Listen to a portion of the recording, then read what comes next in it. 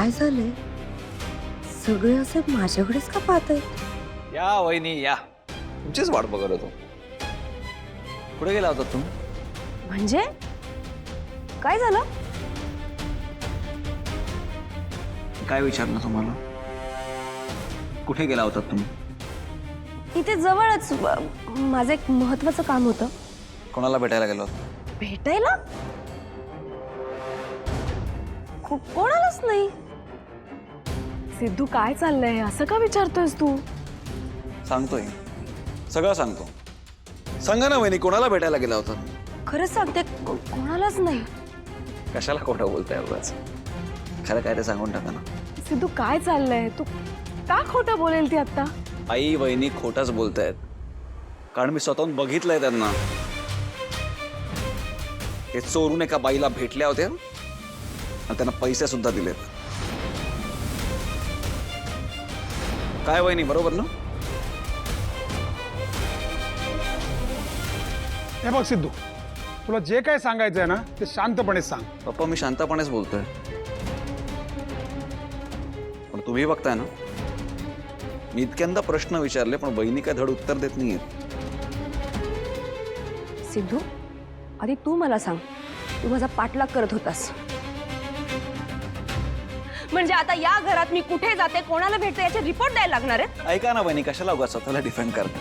तुमची चोरी पकडली गेली आहे, कारण मी स्वतःहून पाहिलंय की तुम्ही मंदिरात गेलात, त्या व्यक्तीला भेटलात आणि तिला चोरून पैसे दिलेत. त्याच्यामुळे प्लीज खरं काय घडलंय ते सांगा.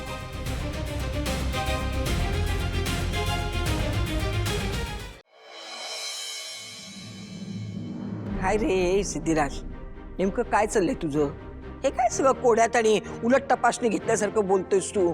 आजी, या सगळ्याचा भविष्यवाणी प्रकरणाशी काहीतरी संबंध आहे असं मला वाटतं. म्हणजे सिद्धिराज नेमकं काय म्हणायचंय तुम्हाला? सांगतो.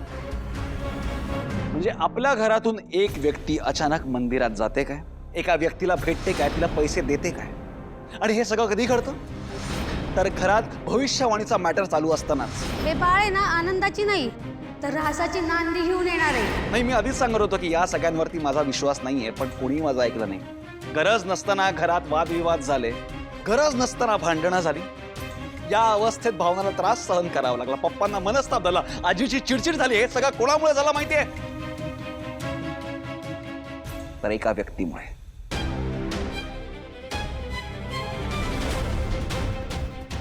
काय बहिणी, बरोबर बोलतोय ना मी? मला खरं खरं सांगा वहिनी, का केलं तुम्ही सगळं? वहिनी, आज जर मी स्वतःच्या डोळ्यांनी हे जर पाहिलं नसतं ना, तर मला कधीच कळलं नसतं की या सगळ्या मागे तुमचा हात होता. त्यामुळे आता खरं खरं सांगा की तुम्ही हे सगळं का केलंय? सिद्धू, तुला जे काय बोलायचंय ते स्पष्ट बोल. हा, ठीक आहे. निलांबरी, ती बाई, जोगतीन, भविष्यवाणी, काय काय संबंध याचा? पप्पा, मला असा संशय आहे की जी बाई मी आज पाहिली ती दुसरी तिसरी कोणी नसून तीच जोगतीण होती.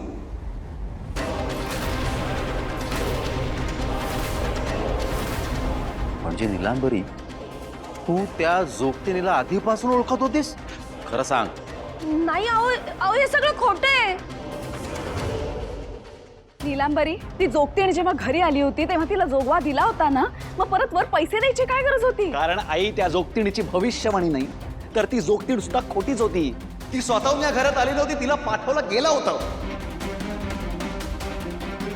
आणि हे सगळं कोणी केलं होतं माहिती?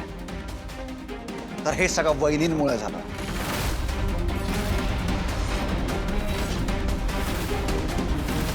मी असं काहीही केलेलं नाहीये. ए निलांबरी, हे काय बोलतोय हा सिद्धू? नेमकं काय चाललंय? अगं एवढी क्रूर कधीपासून झालीस तू? कळतंय तुला काही? छी छी छी छी निलांबरी, आता मला तुझी लाज वाटायला लागली आहे. सुनबाई, तुम्ही इतक्या खालच्या पातळीला जाल असं स्वप्नात पण वाटलं नव्हतं.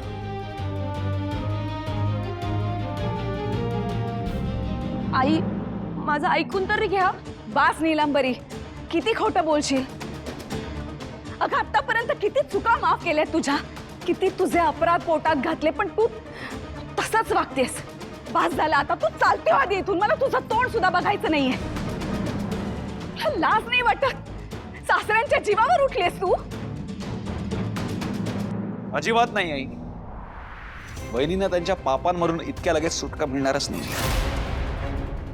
म्हणजे या घरातून आणि या कुटुंबातून बेदखल करण्यात येईल असतं ना, पण त्याआधी त्यांना सगळं खरं खरं सांगून त्यांचा गुन्हा कबूल करावा लागेल. त्यांनी हे सगळं का केलं ते सांगावं लागेल. नाही, बाकी सगळ्या नात्यांची तर त्यांनी लाज घालवलीच आहे, पण एक स्त्री म्हणून थोडी तरी तुम्हाला लाज उरली असेल ना. पण आता या क्षणी भावनाची आणि पप्पांची माफी मागते.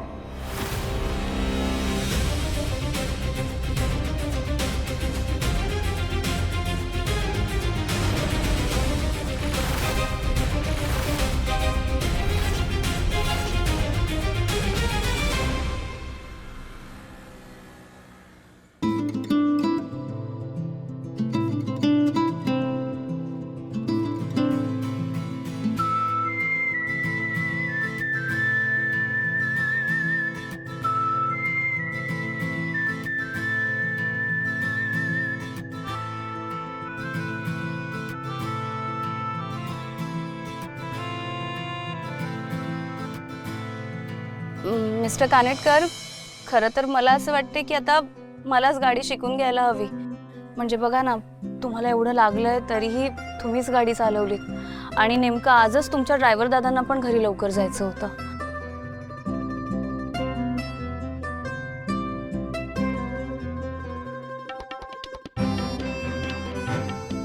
जानू, तुझ्याबरोबर वेळ घालवायला मिळत असताना मी ड्रायव्हरला का राहू देईन आपल्यामध्ये? त्याला मीच मुद्दाम घरी पाठवलं.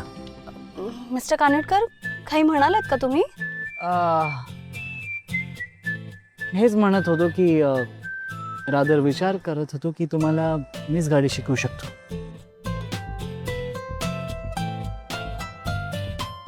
चालेल ना?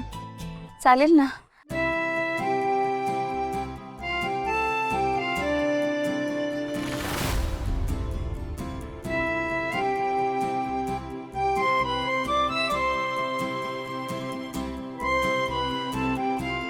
जानू, हा दिवस इतक्या लवकर येईल असं वाटलं नव्हतं.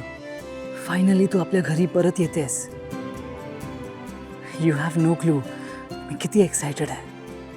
मी प्रॉमिस केलं होतं स्वतःला की काय वाटेल ते झालं तरी मी तुला परत आपल्या घरी आणेन. Miss Janvi, please come.